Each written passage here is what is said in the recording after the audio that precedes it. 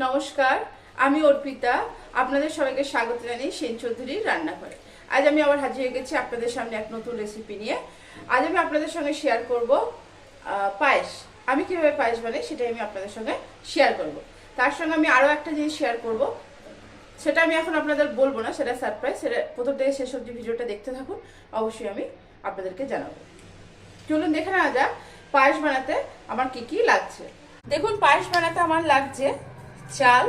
আমি 2 বাটি নিয়ে 1.5 বাটি, ছোট বাটি 1.5 বাটি চাল নিয়েছি। চাল লাগছে, মিছরি, নতুন গুড়, চিনি, ঘি, তেজপাতা, আর লাগছে আমার 2 লিটার দুধ। প্রথমে আমি কি করব, প্রথমে আমি দুধটা গামলাতে ঢেলে নেব। দুধটা আমি ঢেলে নিলাম গামলায়। এবার আমি গ্যাসটা জ্বালিয়ে দুধটা গরম করতে বসিয়ে দেবো। দেখুন, আমার দুধটা ফুটে গেছে। এই সময় আমি কি করব, তেজপাতাতে একটু ঘি মাখিয়ে তেজপাতা দুটো এর মধ্যে দিয়ে দেবো। তেজপাতা দুটো দিয়ে দেবো। দিয়ে দেওয়ার পর একটু নেড়ে দেবো আমি। অন্যদিকে আমি যে চালটা রেখেছিলাম তার মধ্যে একটু ঘি মাখিয়ে নেব। দেখুন, ঘিটা ভালো করে চালটার মধ্যে মাখিয়ে নেব।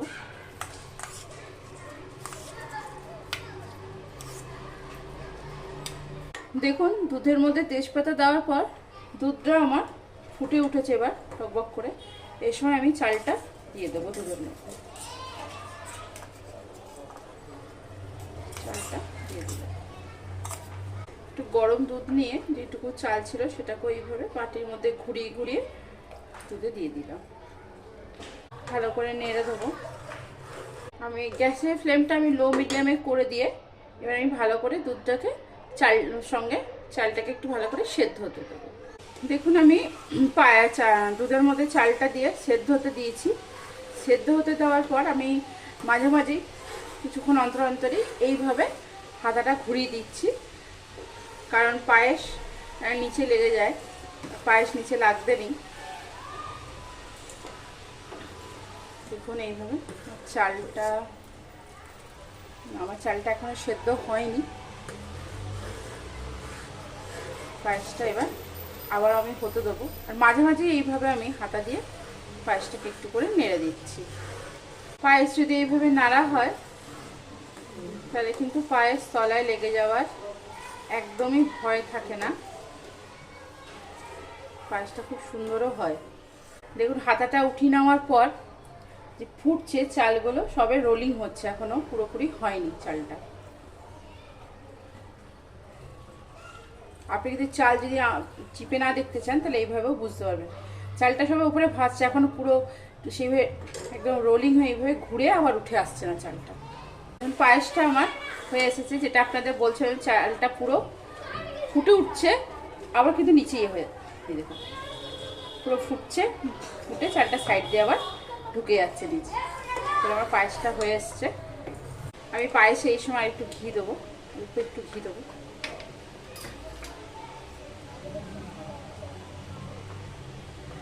যে চিনিটা রেখেছিলাম, পুরো চিনিটা দেবো না, অর্ধেকেরও কম চিনি দিয়েছি, 2 চামচ মতো চিনি দিলাম। নেড়ে নেবো। গ্যাসের ফ্লেমটা কিন্তু বাড়িয়ে রাখবেন এই সময়। এই সময় আমি ঘি দিলাম, আর কিছুই না, কারণ এই পায়েসটা প্রায় 90% হয়ে এসছে। এই সময় যদি আমি একটু হাতাটা ছেড়েও দিই কোনো অসুবিধা হবে না, তলায় লাগবে না ঘিটা দিয়ে রাখলে। আমি মিছরিটাও দিয়ে দিলাম। গ্যাসের ফ্লেম আমার কমানো আছে। কোথাও মিছরি বলে, আবার কোথাও কিন্তু এটাকে খারি শক্করও বলে, দুটোই বলে এটাকে।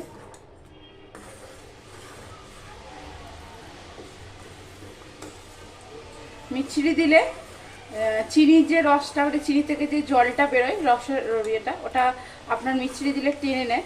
আর আপনাদের কাছে যদি বাতাসা অ্যাভেলেবেল হয় তাহলে চিনির বদলে কিন্তু বাতাসা ব্যবহার করবেন, তাহলে কিন্তু পায়েস আরও সুন্দর খেতে হয়। দেখুন, আর মিছরি দিলে বেশ ক্ষীর ব্যাপারটাও আসে।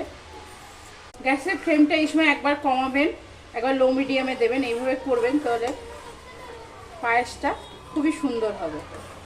দেখুন, আমার পায়েসটা পুরো হয়ে এসছে। খুব সুন্দর পায়েস থেকে গন্ধ আসছে একটা। গ্যাসের ফ্লেমটা আমি অফ করে দেবো। অফ করে দেওয়ার পর আমি এর মধ্যে যে গুড়টা রেখেছিলাম গুড়টা এবার মিশিয়ে দেবো। পুরোটা আমি মেশাবো না, কারণ আমি আরেকটা জিনিস আপনাদেরকে দেখাবো বলেছি, তাতে কিন্তু আমার গুড়টা লাগবে। একটু মেশালাম, খুব ভালো করে নেড়ে ঢাকা দিয়ে দেবো আমি। দেখে ঢাকা দিয়ে আমার পায়েস কিন্তু হয়ে গেছে। এবার আমি ঢাকা দিয়ে গুড়টা গলতে দেবো একটা ওভেনে।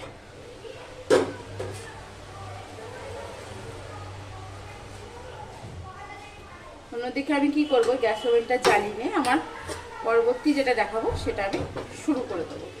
দেখুন আমি কড়াই চাপিয়ে দিয়েছি, গরম হতে দিলাম কড়াইটা। এবার আমি ক্ষীরের মিষ্টি বানাবো। আমি আলাদা করে আপনাদের দেখাচ্ছি না, বানাতে বানাতেই বলছি আমার কি কি লাগবে। প্রথমে যেটা দেবো আমি ঘি।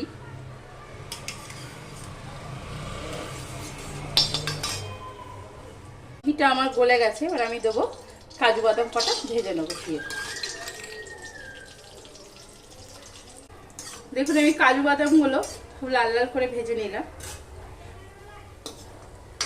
একটা বাটিতে তুলে রাখছি। ওই ঘিতেই আমি কটা কিশমিশও ভেজে নেব।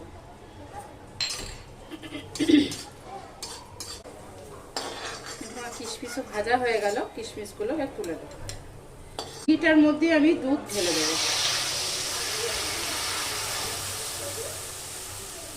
আমি এখানে 250 মতো দুধ নিয়েছি। এখানে আমি 250 মতো দুধ নিয়েছি, 250 ml। এবার দুধটাকে খুব ভালো করে আমি জাল দিয়ে নেব। দেখুন দুধটা আমার জাল উঠে গেছে। আমি গ্যাসের ফ্লেমটা কমিয়ে দিয়েছি। এই সময় আমি এর মধ্যে খোয়া মেশাবো। খোয়া ক্ষীর, খোয়া বা খাওয়া যে যেটা বলেন, মেশাবো।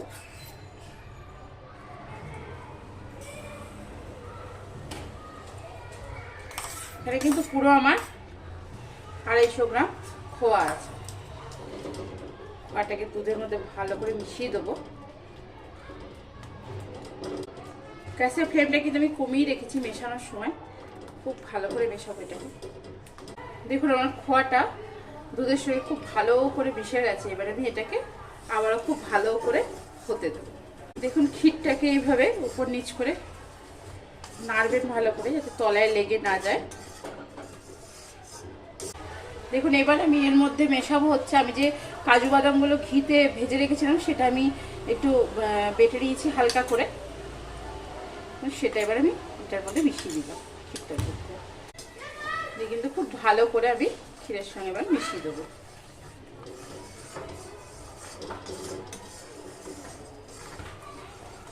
দেখুন ক্ষীরটা আমার অনেকটাই গাঢ় হয়ে এসছে। এই সময় আমি এর মধ্যে চিনি দিয়ে দেবো। বেশি দেবো না, অল্পই দেবো। এখন 2 টেবিল স্পুন মতো চিনি দিলাম। আবার একবার নেড়ে নেবো। চিনি দিয়ে আমি চিনির রসটাকে শুকোতে দেবো। সবসময় যেটা বলে থাকি আমি, চিনি থেকে কিন্তু ভীষণভাবে রস বেরোয়। আজ আমি আপনাদের সঙ্গে শেয়ার করছি ক্ষীরের মিষ্টি। ক্ষীরটা আমার অনেকটাই টাইট হয়ে এসছে। এই সময় আমি এর মধ্যে যে গুড়টা আমার ছিল সেটা আমি মিশিয়ে দিলাম। গুড়টা আমি এবার গলিয়ে নেবো আস্তে আস্তে। দেখুন আমি গুড়টা মিশিয়ে দিয়ে খুব ভালো করে একে নাড়ছি। একটু কালারটাই আমার চেঞ্জ হয়ে গেল।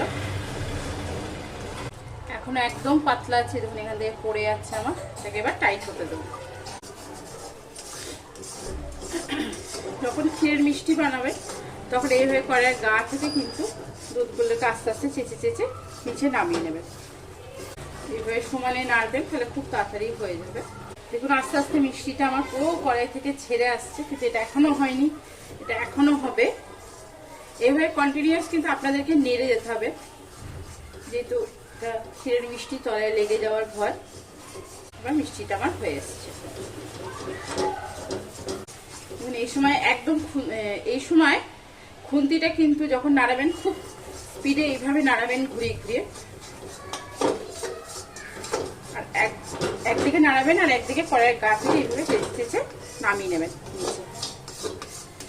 দেখুন আমার রেডি ক্ষীরের মিষ্টি, পুরো ময়দার মন্ডের মতো, ময়দার যে আমরা ডো বানাই সেরকম পুরো কড়াইয়ের গা থেকে ছিঁড়ে আসছে। এবার আমি এটা একটা জায়গায় নামিয়ে নেব। গ্যাসের ফ্লেমটা আমি অফ করে দিলাম। এখন গ্যাসের ফ্লেমটা আমি অফ করে দিলাম। অফ করে দিয়েও কিন্তু বেশ খানিকক্ষণ এইভাবে নেড়ে নেব। ব্যাস আমার রেডি। এবার আমি এটা একটা জায়গায় নামিয়ে নেব। আমি কিন্তু কিশমিশটা এখনো মেশাইনি, আপনারা অপেক্ষা করুন আমি কিভাবে কিশমিশটা মেশাই সেটাও দেখাচ্ছি আপনাদের। দেখুন একটা প্লেট নিয়ে দিয়েছি, প্লেটের মধ্যে অল্প একটু ঘি মাখিয়ে নিলাম। ঘি মাখানোর পর আমি কড়াইয়ে যেটা রেখেছিলাম ক্ষীরটা, লেয়ারটা দিয়ে দিলাম। প্রথমে একটা লেয়ার,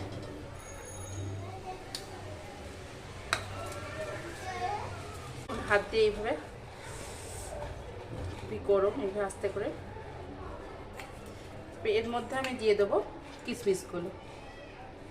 প্রথমে একটা লেয়ার দিলাম, তার ভেতরে দিয়ে দিলাম কিশমিশ। বাকি যে ক্ষীরটা আছে এটা উপর থেকে এইভাবে দিয়ে দেবো। এটা যেহেতু আমি কড়া পাকের করেছি, কেউ কড়া পাক বলে, কেউ টান পাক বলে, তো এটা আপনার বেশ কিছুদিন ফ্রিজে থাকবে। এটা বাইরে রাখলেও থাকবে, এখনো তো ঠান্ডা যায়নি পুরোপুরি, কিন্তু ফ্রিজে রাখলে প্রায় 10 দিন মতো এটা থাকবে। দেখুন এইভাবে আমি লেয়ারিংটা করে নিয়েছি। একটু ঘি বুলিয়ে নিলাম, ঘি বুলালে গরম লাগে না অতটা। খুন্তি থেকেও এইভাবে নামিয়ে নিচ্ছি আমি। নামিয়ে নিয়ে আস্তে আস্তে, খুবই গরম, গরম অবস্থাতেই কিন্তু এটা করতে হবে। ছুরির সাহায্যে এটাকে কেটে নেব। এটা কিন্তু এখন খাওয়া যাবে না, পুরো ঠান্ডা হবে, তারপর এটা কিন্তু খেতে হবে।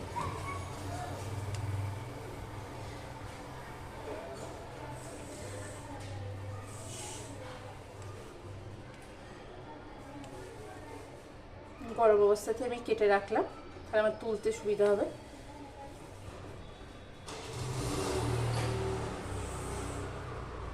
দেখুন এই দেখুন ঠান্ডা হয়ে গেলে সুন্দরভাবে জমে যাবে। আমার চাকুতে যেটা লেগেছিল সেটাই আমি আপনাদের দেখাচ্ছি গোল করে। এই দেখুন সুন্দরভাবে জমে যাচ্ছে। দেখুন আমার পায়েসটাও রেডি, পুরো গুড়টা কিন্তু আমার গলে গেছে। এই দেখুন নাড়লেই কালারটা চেঞ্জ হয়ে গেল। নাড়লাম, আমার এইভাবে নাড়ছি, পুরো কালারটা চেঞ্জ। আমি বোঝাতে পারছি কিনা আপনাদের জানি না, কালারটা কিন্তু চেঞ্জ হয়ে গেছে। যেহেতু আমি অল্প দিয়েছি, পুরো গাঢ় একটা ব্রাউন কালার আসেনি, তো অনেকটাই চেঞ্জ হয়ে গেছে।